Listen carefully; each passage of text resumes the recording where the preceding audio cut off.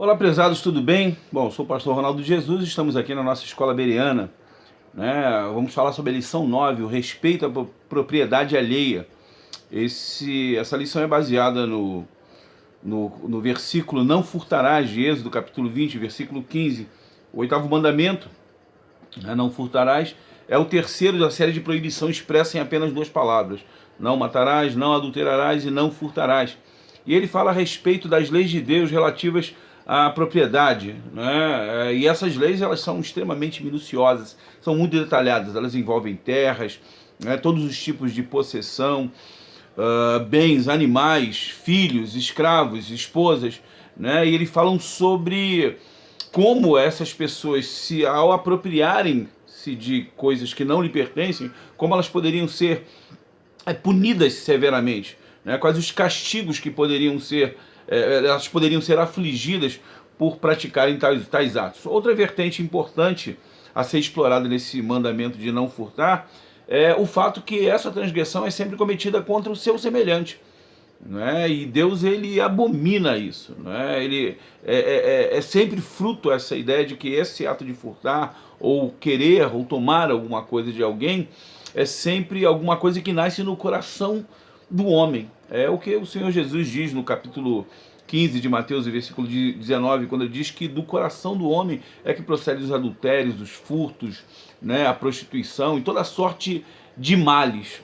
Então esse versículo ele fala sobre as questões relacionadas à dignidade do homem possuir bens, né, de usufruir desses bens, né, de trabalhar e comer as coisas comer o pão com o suor do seu rosto, né, adquirir bens para sua propriedade, para o seu regozijo, para a sua família, para o seu conforto, né, e desfrutar desses bens. Fala sobre o direito à propriedade, questões relativas, né, àquilo que o indivíduo pode trabalhar para conseguir de maneira honesta, né, e não deixar que ninguém ameace, que ninguém possa roubar, que ninguém possa furtar. Na verdade, o que a palavra de Deus nos diz é que não pode haver nenhum tipo de uma sociedade onde haja paz, onde haja justiça, se não houver respeito mútuo pela propriedade, né? Todo ser, ele tem o direito de possuir bens e de usufruir desses bens, né? E tendo conseguido de maneira lícita esses bens, ninguém tem o direito de privá-lo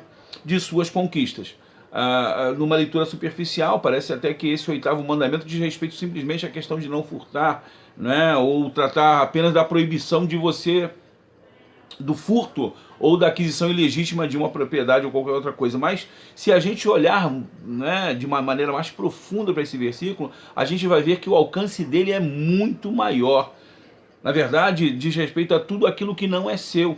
E o autor da lição ele vem trazendo, né, ao longo da revista, né, ao longo do estudo, várias situações em que, no Antigo Testamento e no Novo Testamento, que referem-se a ladrões, por exemplo, né, ou de atitudes que foram condenadas por Deus. O caso de Saul, quando retém lá os bens dos amalequitas. Os amalequitas, um povo terrível que Deus queria destruir, né? Talvez o pior inimigo do povo hebreu, lá uns caras lá afiliados lá do PT, PSDB, né?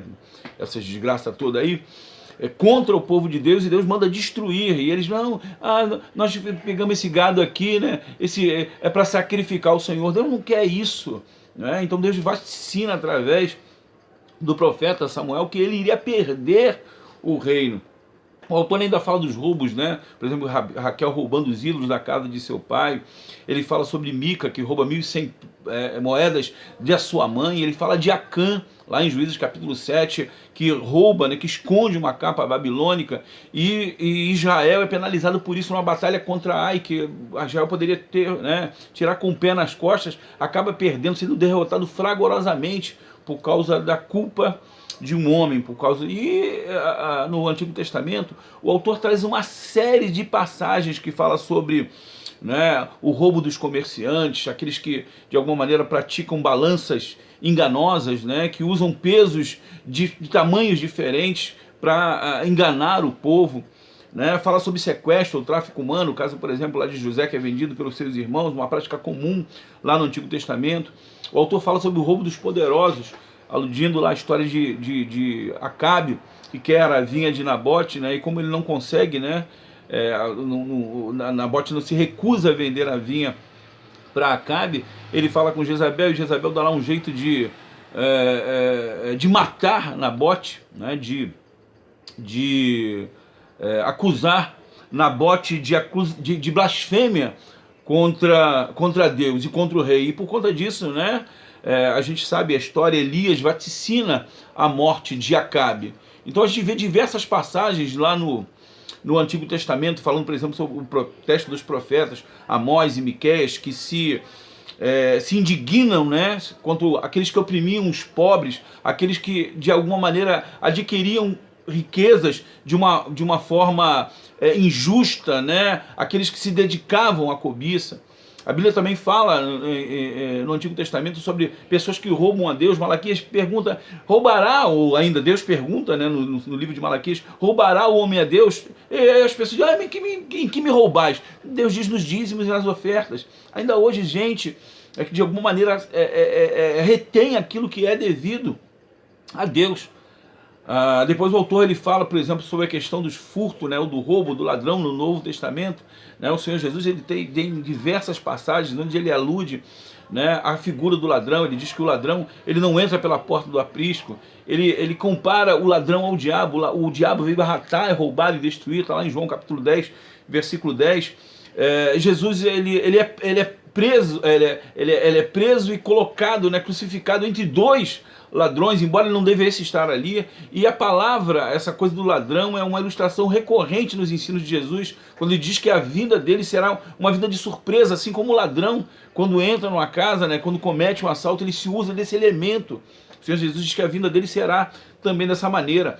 A gente encontra também a figura de ladrão de uma maneira muito explícita na figura de Judas, né, o escolhido no colégio apostólico, trai o Senhor Jesus, né, rouba ele. Na verdade a Bíblia ela mostra que ele estava muito preocupado lá com os pobres, né, os pobres, aquele discurso de pobre que a gente já conhece, que teve um pai dos pobres aí que roubou pra caramba. Então Judas também roubou muito, né, roubava e traiu o Senhor Jesus e vendeu por 30 moedas de prata, e o fim dele você sabe, suicídio. Mas a gente verifica que na Bíblia existem várias passagens que falam sobre a questão do furto, que ampliam isso, né? Na verdade, o furto pode assumir muitas formas: defraudar pessoas, sequestro, né? Tomar emprestado e não devolver, o uso de pesos e medidas falsas, né, que a gente diz que é abominação, a Bíblia diz que é abominação ao Senhor, violação de marcos de propriedade, tráfico de seres humanos, receptação de coisas furtadas, né? A Bíblia diz lá em Provérbios 29, versículo 34, o companheiro de um ladrão é o pior inimigo de si mesmo. Né? A Bíblia fala sobre transações fraudulentas, sobre injustiça nos contratos, sobre extorsão. A Bíblia fala sobre uma série de coisas, ingresso em demandas forenses injustas, para você levar o seu irmão à justiça no tribunal. Então diz que tudo isso são coisas que Deus não suporta, que Deus abomina. Mas o furto envolve muito mais do que as questões ligadas simplesmente à propriedade moral. Hoje em dia, na época de internet, na época do virtual, do mundo virtual, hoje nós temos também roubo de propriedades que não são tangíveis. Né, o roubo de propriedade imaterial ou propriedade intelectual, plágio, né, a cola na prova, que quem cola não sai da escola. Cara, crente é outra coisa, mano. Cidadão do reino é diferente.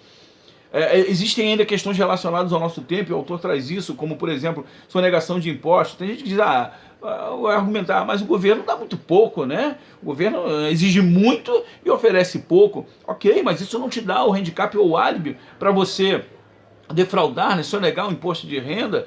O Senhor Jesus diz também, dai a César o que é de César, dai a Deus o que é de Deus. A Bíblia fala sobre a avareza, né, sobre o apego excessivo ao dinheiro. Né, o dinheiro de todo não é ruim, o dinheiro, pelo contrário, a Bíblia diz que por tudo responde, Eclesiastes 10, 19 diz, o dinheiro por tudo responde, precisamos de dinheiro para todas as coisas, mas o dinheiro não é o problema é o amor ao dinheiro, a cobiça, né, a idolatria ao dinheiro. Isso né, tem gente que a avareza consome a pessoa, só quer, né, mais e mais e mais, e não desfruta dos bens. E aí em determinado momento ele vai perguntar para saber, louco, essa noite pedirão tua alma, Senhor, gente, Pelo amor de Deus, o negócio é muito sério, né? Essa lição, inclusive, fala sobre um outro assunto. Não fala, mas eu vou falar a questão da corrupção. Não tem um tópico sobre isso. Mas a corrupção é um assunto que nos indigna, né? A gente cada vez mais está vendo, né, a luz sendo iluminada e os ratos saindo para tudo quanto é lado. Né? Mas a gente tem que tomar cuidado com essas questões relativas à corrupção. A corrupção está nas entranhas da sociedade. E a gente não vai pensar que só existe político corrupto. Não, a corrupção está em todos os lugares. Né? Existe médico corrupto, professor corrupto, policial corrupto, militar corrupto, juiz corrupto. Existe corrupto em todas as instâncias. A corrupção é tão avassaladora no Brasil que um órgão chamado Transparência Internacional, ela classificou o Brasil na 106ª posição entre 180 países como um dos países mais corruptos do mundo.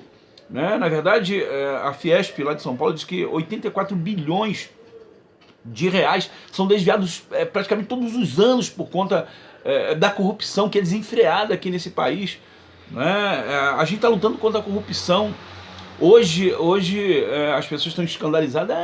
Bolsonaro xingou palavrão na televisão. Cara, eu quero saber que se Bolsonaro xingou palavrão na televisão. Eu quero saber se o cara não é corrupto. Eu quero saber se ele tá. A gente ficou acostumado tanto com o negócio de mensalão, petrolão, né? Todas essas coisas todas. E quando o cara fala palavrão, aí vem até crente se indignar. Vai perguntar: pastor, mas se eu votou como é que se eu voto numa pessoa que fala palavrão? Botei 17, confirmei. É isso, não é?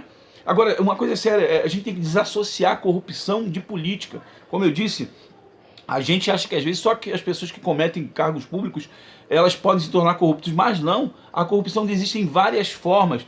Tentar subornar o guarda para evitar multa, falsificar carteirinha de estudante, dar ou aceitar troco errado, não é? Fazer gato de assinatura de TV a cabo, fazer gato de luz, né? Falsificar a assinatura, levar a Bíblia que o teu irmão esqueceu lá dentro da igreja. Tudo isso é corrupção, né? Aqui no Rio de Janeiro, né? Gente, já vi crente de Bíblia, né? Dar calote no BRT. Cara, isso é um absurdo, né? Então, a corrupção tem várias formas. Acredite, se você é um comerciante, não roube vendendo produtos, né, com defeito. Se você é um prestador de serviço, não faça gato, né? Não, mesmo que a pessoa, não, mas faz aqui um gatilho, não. Lide de acordo com as normas técnicas da sua profissão, faça a coisa certa. Você não vai perder nada por isso. Se você é dono de uma oficina mecânica, não venda peças com defeito, tá? Não se aproveite das pessoas, não roube o seu cliente. Não é? Se você contratar o teu irmão para prestar um serviço na sua casa, não explore a mão de obra do seu irmão. Se você é casado ou pai de família, não roube o tempo da sua esposa, dos seus filhos, né? Então, tudo isso, toda essa noção de respeito ao respeito à propriedade e os bens da pessoa como um conceito básico para a existência de uma sociedade harmônica, organizada, próspera, é isso que nós precisamos, é isso que nós queremos para o nosso país, ok? Então, gente, do roubo à mão armada, a um troco a mais não devolvido, né, a ganância pelo acúmulo do dinheiro desonesto, todas essas coisas são corrupção, todas essas coisas estão implícitas nessa ideia de não furtarás. Então, querido, tenha cuidado com isso, ok? Não é? Não deixe que essas formas de corrupção se assenhoreiem da sua vida. Levítico capítulo 19, versículo 11 diz: não furtareis, nem mentireis, nem usareis de falsidade para com o seu próximo. Deus te abençoe. Deus te abençoe. Muito obrigado.